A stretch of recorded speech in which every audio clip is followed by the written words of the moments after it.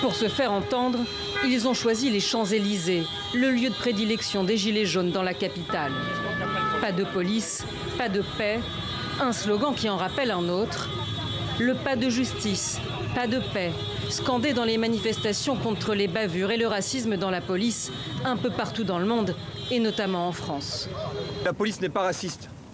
On en a marre de l'entendre. Que la police est républicaine. Et elle a toujours été républicaine. Que la police fait son travail. Seuls quelques syndicats sont à l'origine de cette manifestation, mais les récentes déclarations du ministre français de l'Intérieur évoquant la suspension des policiers en cas de soupçon avéré de racisme inquiètent également ceux qui n'ont pas été invités à défiler. Le fait de dire qu'il y aurait un soupçon avéré, ce serait ni plus ni moins qu'une présomption de culpabilité sur l'ensemble des policiers en matière de racisme et de violence policière. Être dans le déni total de dire qu'il ne se passe rien, ce serait mentir. Mais de dire que ce serait généralisé, institutionnalisé, c'est faux. Les représentants des forces de l'ordre reprochent aussi au gouvernement de mettre un terme à des techniques d'interpellation comme la clé d'étranglement, sans les avoir consultés ni pensé à des alternatives.